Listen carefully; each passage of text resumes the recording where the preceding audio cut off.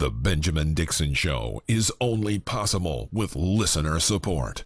Go to www.thebenjamindixonshow.com to register for our blog and join the Progressive Army. And now, ladies and gentlemen, we are now about to witness the truth. It's the Benjamin Dixon Show. Welcome, ladies and gentlemen, to the Benjamin Dixon Show. I am your host, Benjamin Dixon. It is Wednesday, March 15th, 2017. We're back inside of our studios after our, I can't really call it much of a snowstorm. It was mainly a wind / ice storm. Man, let me tell you, there's nothing better than falling on black ice. And by better, I mean, it was hysterical, slow motion, my hands flailing in the air, caught myself and then just went down, man. So that was my adventure this morning, digging out under frozen hard snow and black ice. I mean, about 1.5 inches thick of black ice in my neighborhood. But anyway, it was hilarious in a very painful way. But we're here. We're back in action. Thanks so much for hanging out with us last night as we broadcast in the middle of the snowstorm. Thanks to Brandon Sutton for sitting in with me and David Grossman. As always, it's a pleasure to have those guys hanging out. Make sure you check out last night's podcast and video. We had a good time discussing all of the events. There's a lot of things happening in the news before we start. I always like to thank our patrons, without whom this is not possible. Everyone who watches, everyone who supports financially, everyone who likes, shares, and subscribes. We appreciate you. We can't do it without you. And I'm serious. I mean that. We really mean that. All right. I'm not sure where I want to start tonight. So actually, let's start with something that's not in the headline, but we talked about a little bit last night, but my microphone wasn't that good last night. So I want to talk about Rachel Maddow one more time. And I promise I won't talk about it long because we really went in depth last night. But so last night, Rachel Maddow got the attention of the entire United States of America, probably international, with her tweet saying that we have Donald Trump's tax returns. Seriously. No, that was in her tweet. She said seriously in her tweet. And so, instantly she began trending #1, got the entire attention of the nation. And it turns out that it was not a big deal. It wasn't a big deal in terms of what she had. What became the big deal is what happened because of what she did. What she did was essentially share the fact that Donald Trump paid his taxes in 2005. Donald Trump came out looking like the good guy. Nothing ground shaking, nothing embarrassing, nothing worthwhile. It would have been, as we discussed last night, it would have been a simple article. A great article on Huffington Post, breaking news, or a scoop, but not something to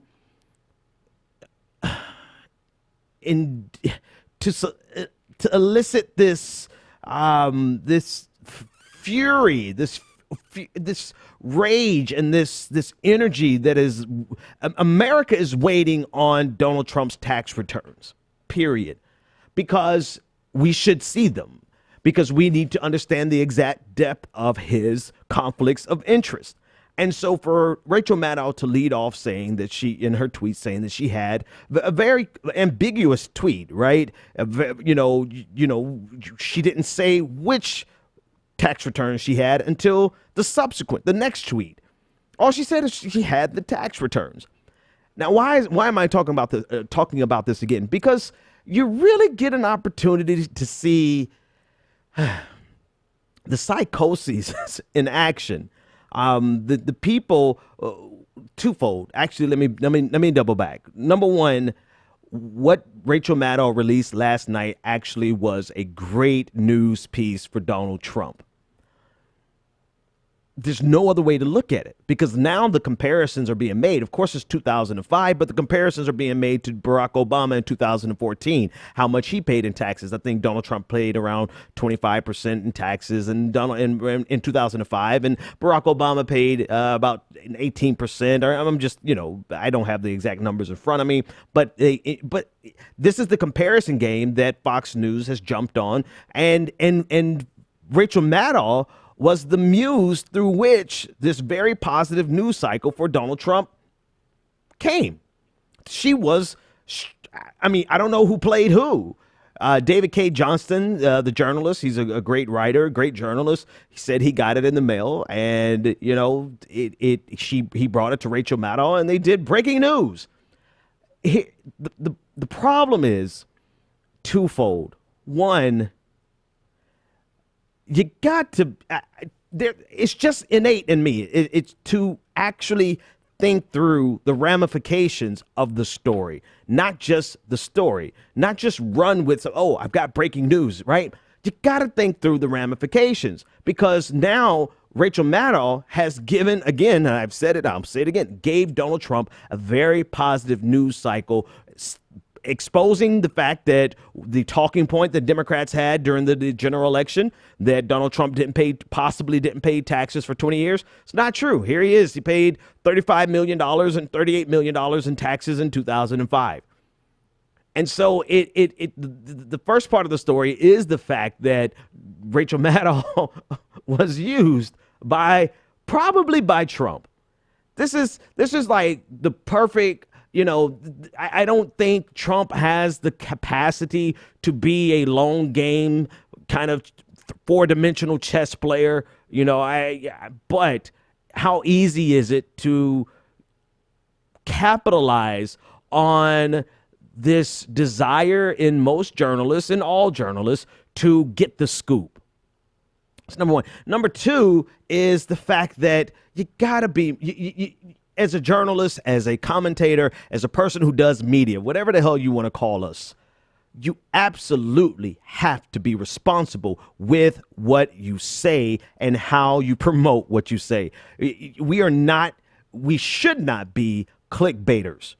We shouldn't. There's an entire industry for that. They make millions of dollars a year through that, right? And if you want to do that, do it. But never oversell something and underdeliver. If you oversell, you gotta overdeliver. And that's simply not what happened last night.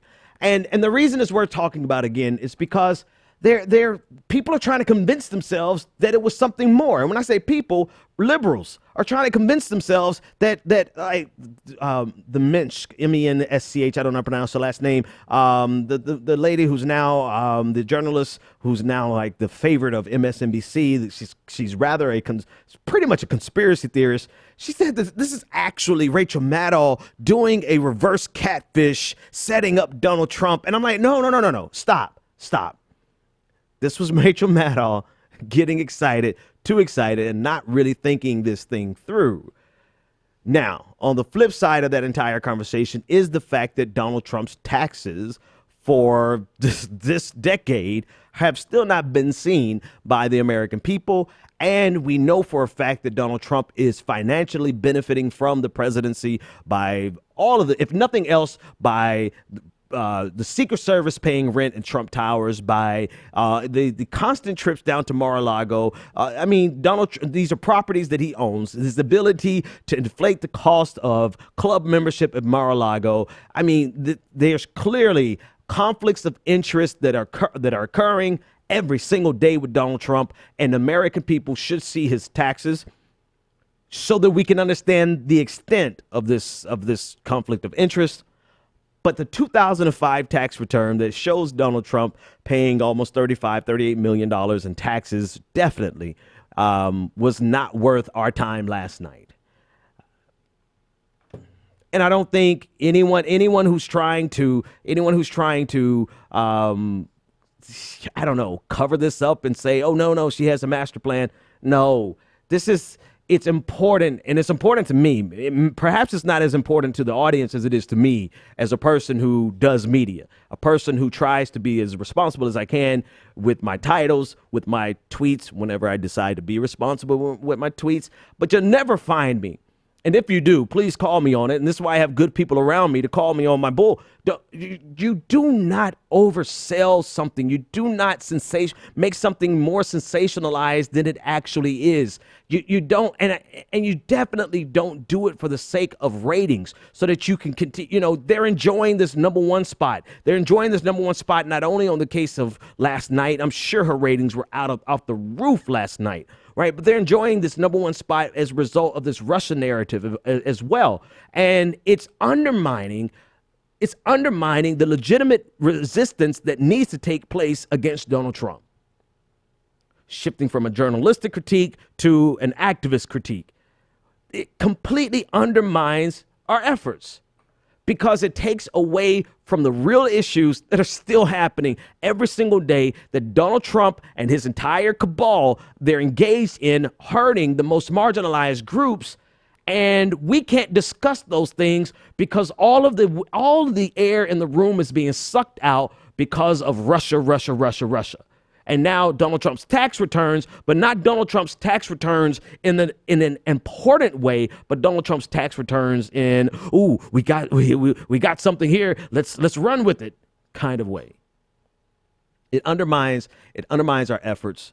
And from an electoral critique, it undermines the efforts to actually make the changes in the Democratic Party that are necessary to beat Donald Trump and to beat back against this onslaught of white supremacists, everything that Donald Trump represents, because it is allowing the Democratic Party to assuage their torment because they lost to Donald Trump. They're tormented by the reality that they lost to this clown. And they're not having to confront the very real issues that they are responsible for. They are the reason they lost. And so long as people like Rachel Maddow and Joyanne Reid and the rest of them, as long as they continue to just capitalize on the ratings they can get from this type of behavior, it continues to undermine the legitimate resistance that must take place against Donald Trump. So from every angle, from a journalistic critique, from a commentator critique, to an activist critique, to an electoral critique, chill out, Rachel Maddow.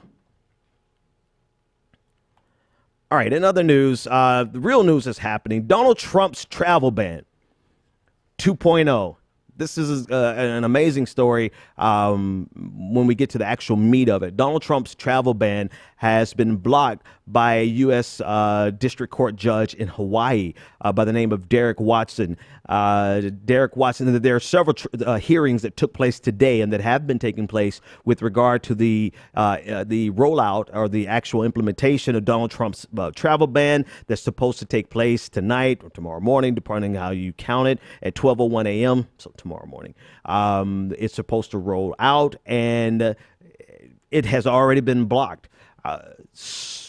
Based on I want you to hear the language, or rather read the language of the U.S. District Court Judge Derek Watson, who was an Obama appointee. But when you hear his logic and you hear his argument, it is perfect in regards to the federal government. And in this case, when we talk about the federal government, we're talking about the Trump administration's argument in favor of the ban.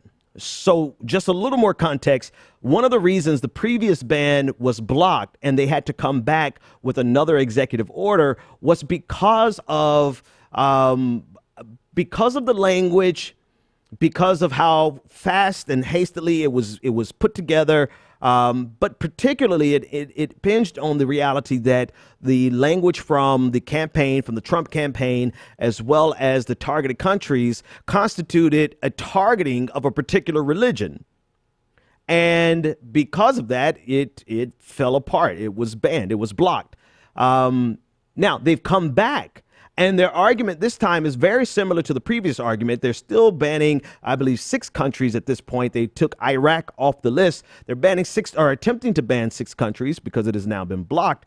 But their argument, their fundamental argument is this, that it's not really a Muslim ban because we're not banning all of Muslim countries. So we can't possibly be banning Muslims because, look, we're only banning entry from 6 countries. Never mind they're predominantly Muslim countries, but look at all of the Muslim countries we're not banning. Well, to that, Judge Watson, man, well, let me just show you on the screen. Here's his response. He said, the illogic of the government's contentions is palpable. The notion that one can demonstrate animus toward any group of people only by targeting all of them at once is fundamentally flawed. He went on to say, the court declines to relegate its Establishment Clause analysis to a purely mathematical exercise. I mean, I don't know if you caught it. I hope you did. But, man, basically, if you didn't catch it, let me just break it down. He's basically saying you cannot argue to me and think that it's logical to argue that because you're not targeting all Muslims, that you're not demonstrating animus towards Muslims. In other words, if for you to be a bigot, by your definition, Donald Trump, you have to be bigoted and express this bigotry towards every single Muslim in the world. In other words, you're creating a standard that basically makes in this particular case, this specific case, the Establishment Clause, as the judge said, an analysis of a purely mathematical exercise. In other words, let's count how many Muslims you're banning, and if you don't cross a certain threshold, then you're not really being a bigot. And the judge, I mean, that is a beautiful debunking, destruction of this argument that has been pervasive from the right, saying that this can't possibly be a Muslim ban because we're not banning all Muslims. We're not banning all majority Muslim countries. We're just banning 6. And the judge said, no, get that out of here. We're not going to reduce the Establishment Clause, which is basically saying that for First Amendment, the United States cannot establish a religion or show favoritism toward, if I'm reduce it to regular jargon, show favoritism towards a particular religion or to attack one religion and lift another. He said, we're not going to reduce the Establishment Clause to a purely mathematical exercise. And so as a result, he instituted a block on the Muslim ban 2.0. Another set of arguments that took place today that I thought were very yield some really good conversation in regards to this would be the hearing that took place in Maryland, which was being heard by U.S. District Court Judge Theodore Chung. And according to Politico, they said, quote, much of the argument turned on how much weight the judge should give to the repeated statements Trump made during the presidential campaign about banning the entry of Muslims into the United States. Lawyers for refugee aid organizations pleaded with the judge not to bury his hand in the sand and ignore Trump's numerous vows to cut off travel to the U.S. by adherents of Islam, end quote. In other words, this particular judge is really trying to see how far are we going to allow the plaintiffs in these cases to take Donald Trump's words from the campaign and use them as the justification for their hearing, for their lawsuit. Basically saying that, yes, during the campaign trail, Donald Trump regularly said that it is a Muslim ban. After the election, and actually they cited Rudy Giuliani in one of these hearings today. After the election, Rudy Giuliani got on television and made it clear that Donald Trump wanted to institute a Muslim ban and had to find a way to do it legally. And so the plaintiffs were asking the judge to don't ignore the fact that his intention from the beginning was to institute a Muslim ban. The judge actually had, just for the sake of good arguments, because that's what this entire, I mean, I need to read these decisions a lot more, because the arguments are, even if you disagree with some of the arguments, they're usually very thought out and very logical. The judge said in this particular case, he said, quote, "How could they ever do that without you coming back to the exact same arguments? I think we ought to go back to the first ban and go all the anyway. The first part is what I want. How could they ever do anything without you coming back to the exact same argument?" In other words, is Donald Trump now in perpetuity unable to institute a travel restriction or any type of what they call it, extreme vetting, because of what he said on the campaign trail? That's a great question. I'm not in the position that's going to be something that he has to answer. He hasn't answered it yet. He's supposed to issue a statement, his decision later on tonight. And this is Theodore Chang. He's supposed to issue his, but the beauty of it is that so long as they are looking for the intent, and they're able to draw on the evidence from the election, from the campaign, and from the words of a person who was being considered to be the Attorney General, Rudy Giuliani, the Trump campaign is almost saddled with this argument until a judge decides that they don't want to hear that argument anymore. And I'm not quite sure what their justification or what precedent they would use to actually make that case. But either way it goes, as it stands right now, there's a worldwide ban, or worldwide block, rather, of Donald Trump's second attempt at a Muslim ban. And that's where we are. Let's take this first caller. Caller, you're live on the air. What is your name, comment, and or question? Hey, Pedersen, Bryce. Hey, what's happening, man? So I'm glad that the judges are doing what they're doing. It's important, and we can't have a religion or a section of people being banned, especially since we're not banning Saudi Arabia and their mess. Mm-hmm. So I just think that's very important. And of course, I know that you're going to talk about this, but as you can see, Snoop Dogg and Trump went at it on social media, and now Bow Wow got involved, but he ain't get no love because he been messing up. But it's just crazy how you're tweeting rappers, and we got real world issues, and you're tweeting rappers, and then bringing. It's just, I just don't understand that. It's sad. It's slightly funny just off the strip of him tweeting rappers. Yeah. And this is like, I'm like, dude, really? That's we got where we real are. world shit to deal with. Right. And you're tweeting rappers. Yeah, that's yeah, we're going to talk about that in a minute. But yeah, thanks for the call, Bryce. I think that is hilarious and sad at the same time. I want to add one last thing. to the Donald Trump's ban.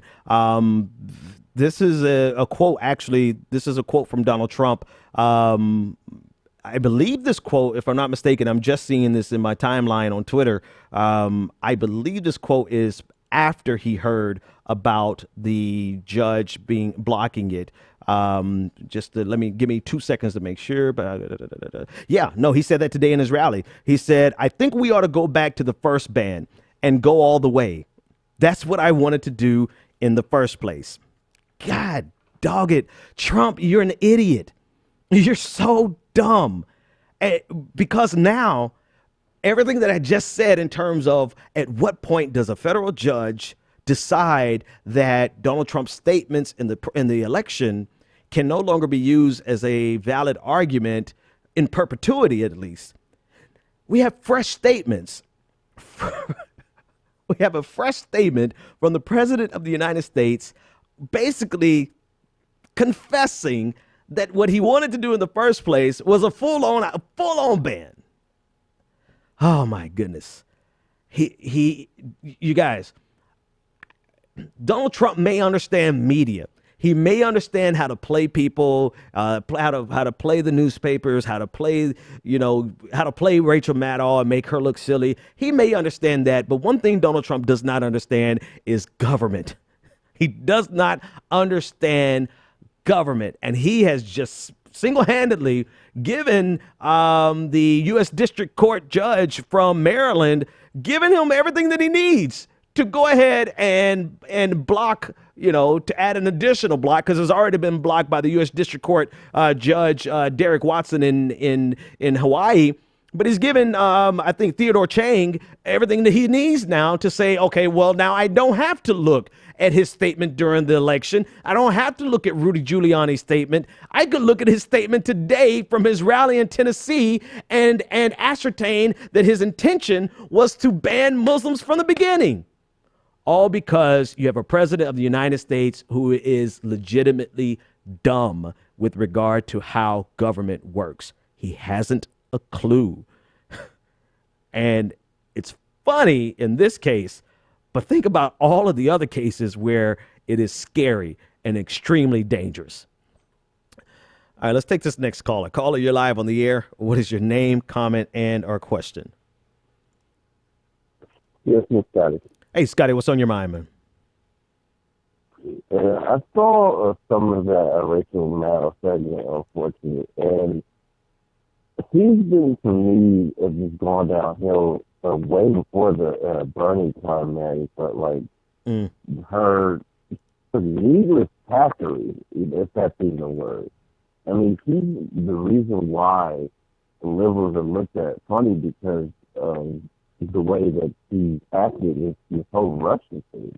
Yeah. And it was sad about the whole thing is there is a point to make about the whole practice with Trump, and I feel bad for a guy like David K. Johnson to get dragged in, because he's a really good journalist.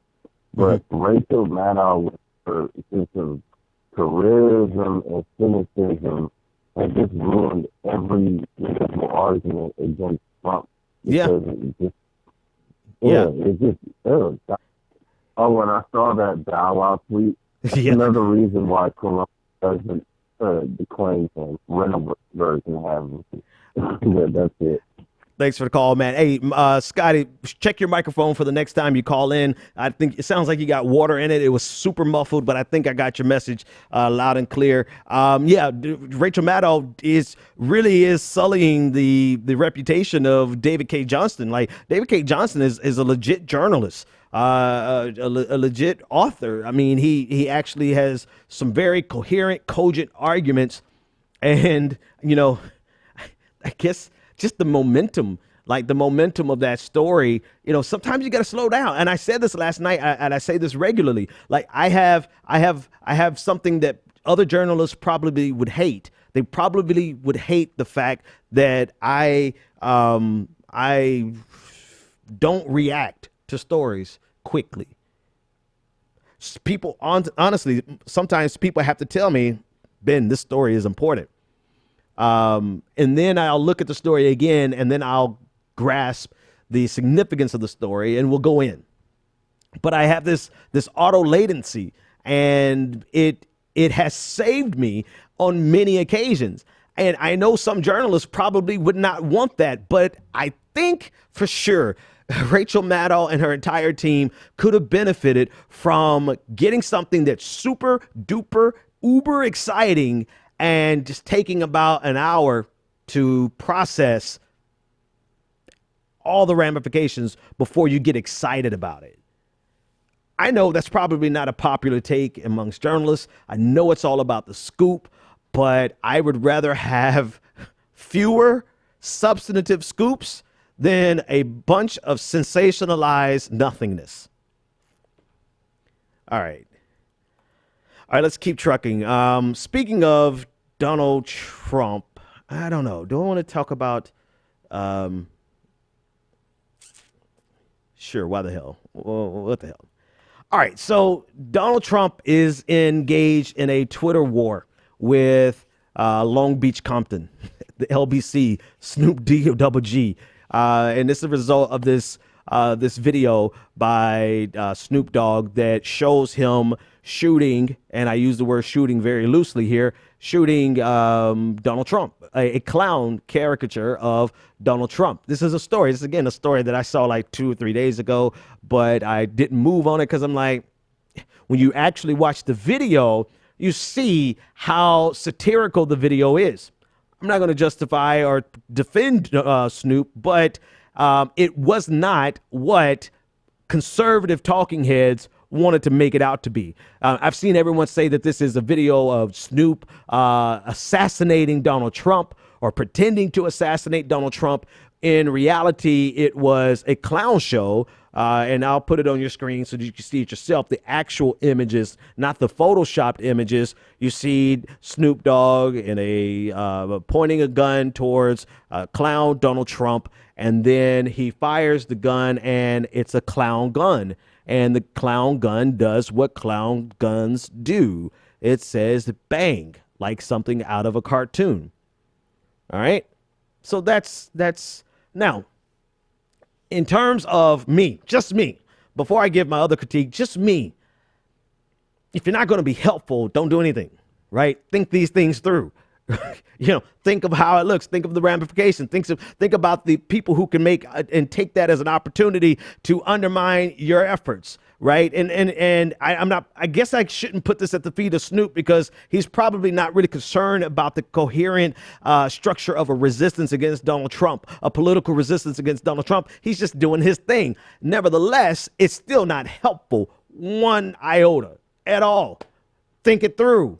Think about it. I mean, you should expect a knock on the door from the Secret Service, even with this quote unquote satirical take.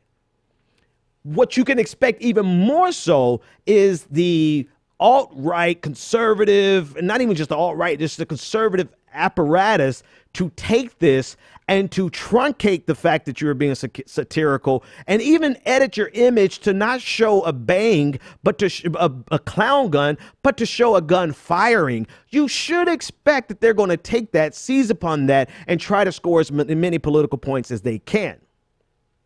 But again, maybe that's too much to ask for Snoop Dogg. I digress. But what has transpired as a result of this is the president of the United States, instead of sitting back and allowing the Secret Service to take care of it, Donald Trump does what Donald Trump does. And I'll put the tweet on the screen. He said, "Can you imagine what the outcry would be if Snoop Dogg, failing career and all, had aimed and fired the gun at President Obama? Jail time." I mean, so legitimately, like if didn't Ted Nugent do something? Didn't there's this pastor take an image of Barack Obama and burn the image in effigy? There have been plenty of occasions where people do things not even in the attempt of being satirical against every president, including President Barack Obama. But of course, this gives Snoop, this is an example of how your actions can be used against you. This gives Donald Trump the opportunity to play the victim, which nobody plays the victim better than white Christian conservative men. They are the best at playing the victim when they are by far the greatest victimizers in world history. But I digress. So this is Donald Trump's statement on Twitter.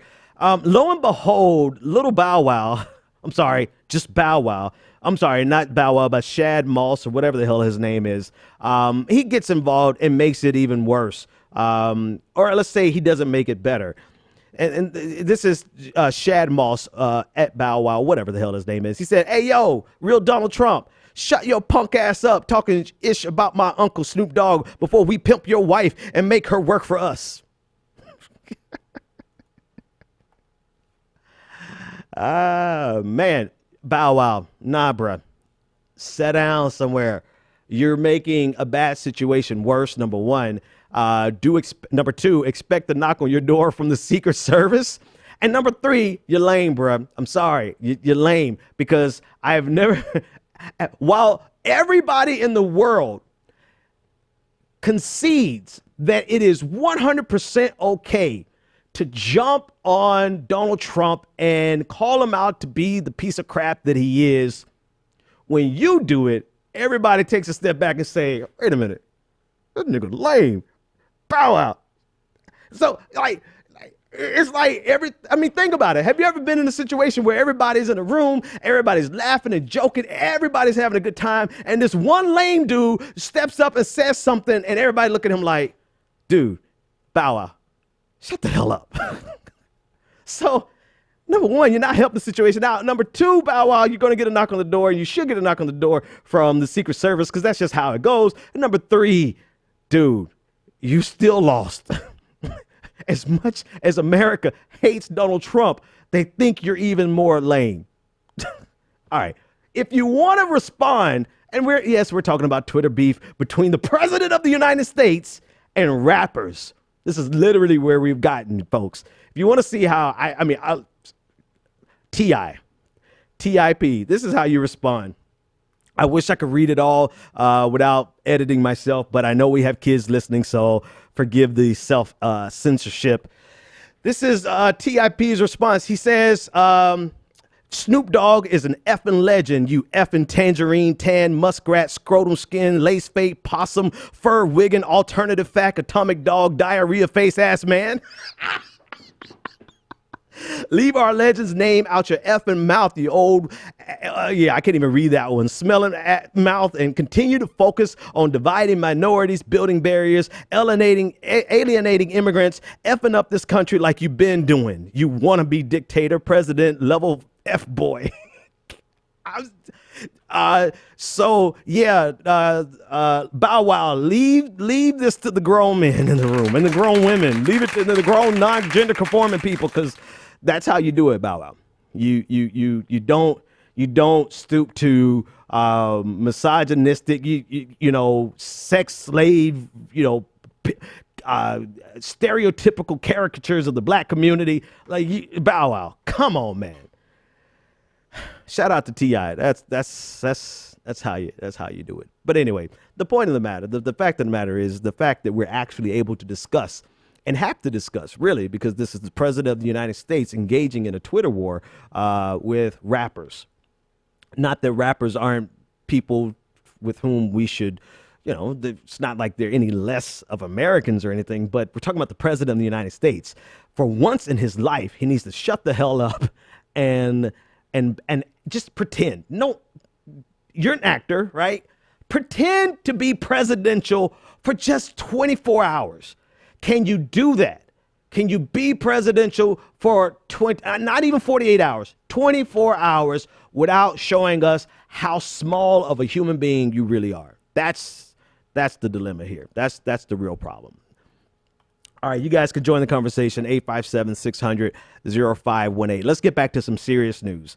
I'm sorry, I like to comment in the chat room. They're saying, who's going to comment next? Ice Cube.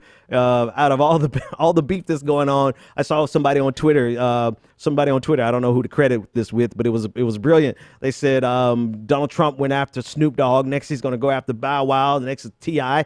And now he forgot about Dre. You gotta know the song. Anyway.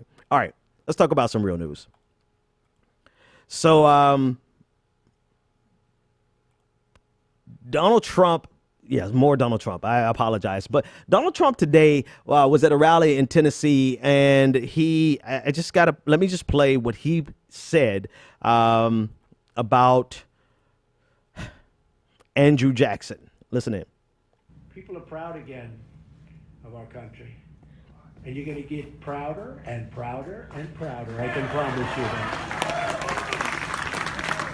And watch us grow. We will truly be one nation with deep roots, a strong core, and a very new springtime of American greatness yet to come. Andrew Jackson.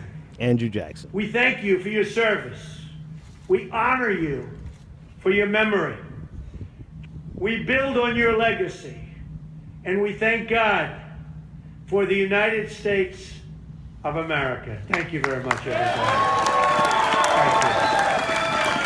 Thank you very much.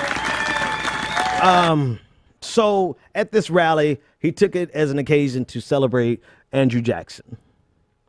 Now, Andrew Jackson holds a hallowed place in the American psyche. He's on the $20 bill. I mean, the Democratic Party, they hold every year their annual Jefferson Jackson conference. And it's a part of this idea that America, being an American president by default makes you someone to be revered. And that somehow it absolves you of everything that you do, not only prior to becoming the president, but during your presidency or after your presidency. It doesn't matter. We should just celebrate you. But thankfully, we're slowly but surely coming out of that ridiculous world where we can actually look back and observe these people in American history for what they were and even today who they are. Andrew Jackson was by far one of the worst human beings to ever sit in the seat of the presidency. A genocidal maniac, a slave-owning, slave-killing, dual-murdering maniac who was a petty, small country bumpkin with something to prove, and he proved it on the backs of millions of Native Americans, slaves, and just really is no one. He is someone that if we remember him, the only reason we should remember him is for the disgusting human being that he was. And Donald Trump today, he started out this conversation saying that we're starting to become more proud and we're going to be prouder and prouder and prouder. And it really speaks to this fear in a lot of conservative Americans that they are no longer allowed to be proud, to love the Confederacy or to love their roots, because they don't want to ever admit the fact that what the Confederacy was what it was. It was a treasonous, slave perpetuating, It was everything that America is trying not to be. And so they want to still be able to be proud of the Confederacy and fly their flags. And likewise, Donald Trump is trying to insert a positive narrative back into the American conversation about Andrew Jackson, when in reality, the only reason Andrew Jackson's name should come to the tip of our tongues is to remind America from where we actually came. Right? The fact that America is rooted in white supremacy, slavery, and the genocide of millions of Native Americans. The fact that the fact that this country was born in murder and a bloodbath and stolen, literally stolen. Even Andrew Jackson, he subsequently stole land from Native Americans above and beyond the land that the federal government was stealing. But Donald Trump thinks this is somebody that we should be proud of. At some point, America has to mature to the level where we can reasonably look at our past and admit that we were not exceptional. This idea of American exceptionalism whitewashes all of the treachery, all of the I hate to use this word, but all of the evil things that America has done throughout the world history, throughout our history. But we can't ever critique America because you have a segment of America who are so obsessed with being able to be proud to be bigots, so long as you don't call them bigots. They want to be able to be proud of people like Andrew Jackson, who in this image you can see he actually hired people to not only capture his escaped slaves, but he added a $10 bonus for every slave, every person who could issue hundreds of lashes. Like he said, I don't only want you to catch them, I want you to beat them to death, and I'll give you a bonus to do so. That Andrew Jackson. And this is someone that the sitting president of the United States suggests. And again, this is not just a Donald Trump problem. This is an American problem because he's still on our $20 bills. He's still revered by the Democratic Party at their annual Jefferson Jackson dinner. When the only time we should even mention Jefferson Jackson is not Jefferson Jackson, but Andrew Jackson is in the context of his atrocities, in the context of the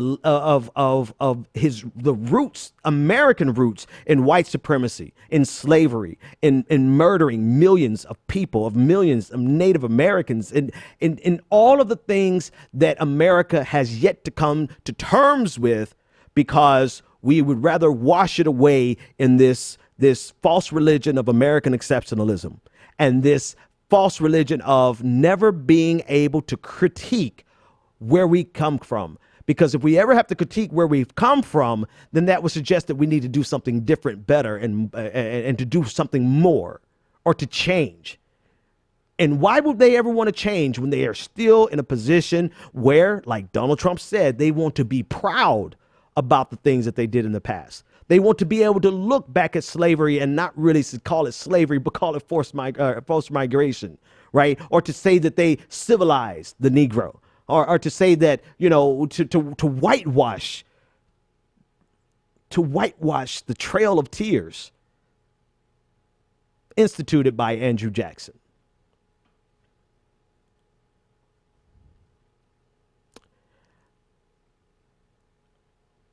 I'm going to stop there. All right. Something amazing happened today that you don't normally see. You definitely don't see in the Senate often. Senator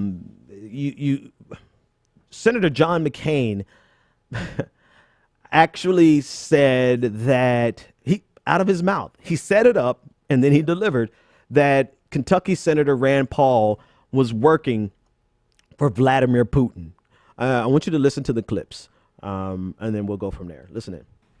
If there is objection, and I note the senator from Kentucky on the floor, I will say before I read this, if there is objection, you are achieving the objectives of Vladimir Putin. You're achieving the objectives of trying to dismember this small country that has already been the subject of attempted coup. I have no idea why anyone would object to this, except that I will say, if they object, they are now carrying out the desires and ambitions of Vladimir Putin, and I do not say that lightly.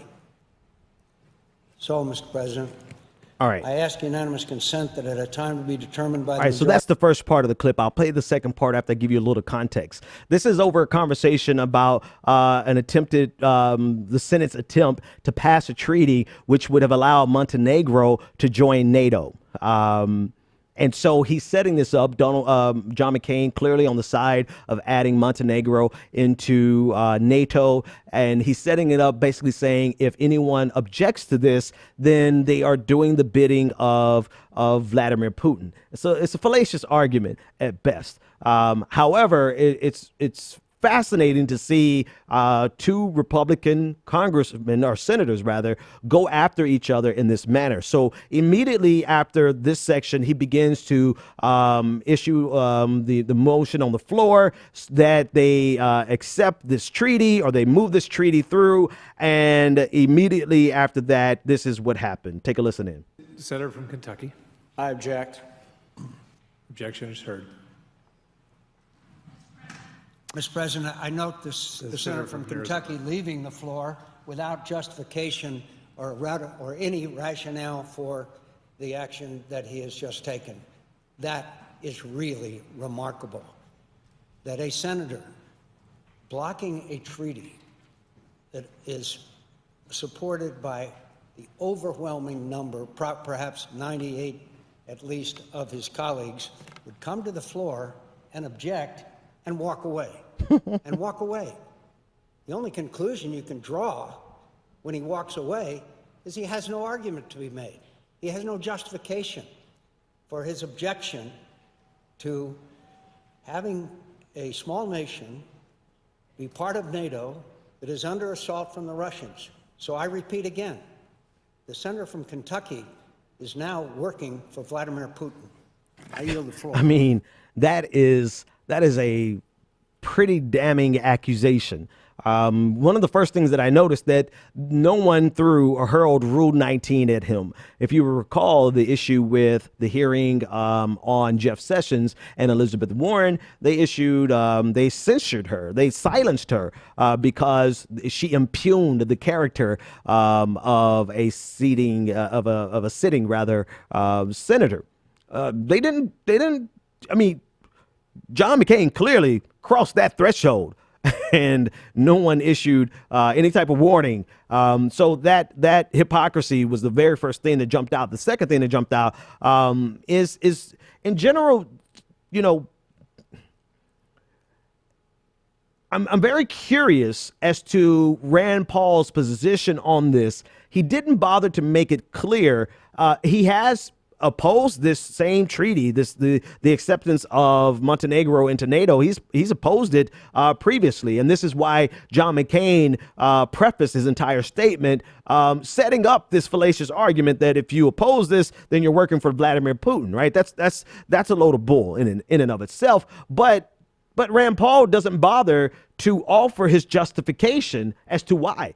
I mean, I can imagine that at least a solid argument, whether you agree with it or not, could be the threat or the perceived threat that Russia would have in the ever-growing size of NATO, right? And the destabilizing effect that would have, and it would cause Russia to escalate and could increase tensions even more. I can see that as whether you agree or not with it or not, that's an argument. But Rand Paul doesn't bother to offer the argument. He simply objects and then he leaves. And then John McCain goes the distance and says that Rand Paul is now working for Vladimir Putin. I've never heard that type of inter-party argument. I mean, it's fascinating. But McCain's spokesperson, Julie Tarallo, she told Business Insider today, she said, quote, Senator McCain believes that the person who benefits the most from Congress's failure to ratify Montenegro's ascension to NATO is Vladimir Putin, whose government has sought to destroy the NATO alliance, erode confidence in America's commitments to its allies, overthrow the duly elected government of Montenegro, and undermine the democratic institution throughout Europe. She went on to say the overwhelming majority of senators who support this treaty, and certainly the people of Montenegro, deserved an explanation from Senator Paul on the Senate floor as to why he sought to prevent this small, brave country from joining in the defense of the free world. So this treaty is at the point now where it needs to be ratified by unanimous consent. Rand Paul, he later on said this. He said it would be, quote, unwise to expand the monetary and military obligations of the United States given the burden of our 20 trillion debt. Really, Rand Paul? This is the first time I'm actually reading this quote. He said, quote, currently, the United States has troops in dozens of countries and is actively fighting in Iraq, Syria, Libya, and Yemen, with the occasional drone strike in Pakistan. To me, that's not a good argument. It's not a good argument because you're going to we can always. Rand Paul uses the debt to justify doing nothing all the time. Like, he's like, oh, the most important thing is that we address this fiscal disaster we have, this debt that's, you know, this country bumpkin. I mean, anyway, I'm sorry. I'm country too, so I can't really clown him. But that cannot be the blanket justification against every single thing to keep us from doing anything. That's his justification against the Affordable Care Act. That's his justification, you know. Anyway. But it's fascinating that this is the statement that he puts out, but it's really bereft of any substance, right? Because the addition of Montenegro into NATO, it's a very small country. First of all, he's acting as though the addition of Montenegro into NATO is going to be I guess a statistically significant increase in the military spending or military commitments to NATO. You got to show me I really want to see that. And I'm not saying I want to see that justified in some evidence. I'm not saying that there are no valid arguments against this, right? I haven't even broached the surface of the nuances of this particular conversation. I am saying that argument really doesn't carry weight. And I'm also saying that John McCain's argument really didn't carry weight. So let's just sit back and watch these two senators from the same party who both have extremely problematic politics and foreign policy positions. Let's sit back and enjoy the fact that they're now accusing each other of being stooges for Vladimir Putin. Oh, man, these are interesting times. I'll tell you that much. All right. I don't even have the time. What time is it, somebody? 9:58. I got 2 minutes. What's left on my agenda here? So we've covered... This is a heavy story. I don't know if I really want to cover this story. All right, I'll cover it. All right, let's talk about this senator, the state senator from Oklahoma State. His name is Ralph Shorty. State Senator Ralph Shorty was found inside a Super 8 motel in the room smoking weed with a 16 or 17-year-old boy. His age was not identified directly, but he was quote unquote underage. Shorty has been a very vocal Republican, very vocal on Christian conservative values. In 2015, he served as a chairman of the Trump campaign for Oklahoma. This came about, or he was exposed, because the parents of the boy found text messages in his phone from the state senator, and reported to the police. The police reviewed the text messages. And while he was at a hotel, the police were called for a quote welfare check back on March 9th. And as a result, the Oklahoma State Senate suspended all of his privileges as a lawmaker, and this was a unanimous decision. This is another case of thou dost protest too much, and we see this time and time and again, that a lot of the politicians and religious leaders who actually are on the side that stands against LGBTQ rights are often, and not even just LGBTQ rights, just against social issues as they see it. They're against a woman's right to privacy over her own body. They do all of these things in the context of religious values, and then we later on find out that they're living a lifestyle that contradicts their own religious values. And then often not only something that conflicts their own religious values, but conflicts all of society's values, right? You know, if Ralph Shorty, if he's gay or if he's bisexual or whatever, that's his business. Totally your business, but not to engage with an underage child. That transcends, that goes beyond your personal business and goes into not only a violation of the law, but goes into something that is morally repugnant across all of our society. Not even based on your religious standards. So not only are you violating your own religious standards, in that case, you're a hypocrite, but you're also violating just societal norms, the law.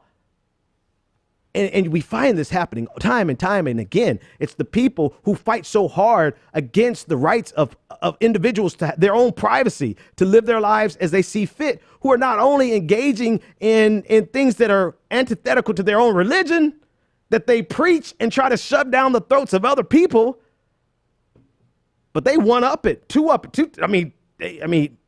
underage child. No comment. No further comment necessary, because the hypocrisy is long-standing. It's nothing new. It's not shocking, but it is disgusting. And that's just where we are, man. That's where we are in America, and that seems to be the normal order. It's just another day. in Trump's. Well, I can't. I'm sorry. That has absolutely nothing to do with Trump. Matter of fact, Owen, clip off right there. End it before I mention Trump, because that has nothing to do with Trump. I just dislike Trump, and somehow or another he finds his way into my conversation about everything. But he's the president of the United States. Folks, tomorrow night, regular time, regular channel. Thanks so much for hanging out with me. Keep your eyes and ears open for some very exciting things that are coming down the pipe. You'll get to see and hear them, I believe, around the first Monday in April. So just kind of, what am I talking about? I'm just saying, I'm just doing a teaser. I'm not overselling it. I'm not underselling it. I'm just saying, keep your eyes and ears open for some exciting things that are happening in April with the Benjamin Dixon Show, or with Benjamin Dixon, blah, blah, blah. It's been fun. Good night. The Benjamin Dixon Show is only possible with listener support. Go to www.thebenjamindixonshow.com to register for our blog, join the Progressive Army, and support the Benjamin Dixon Show. It's Ben Dixon! If you like this episode, be sure to share, like, and subscribe.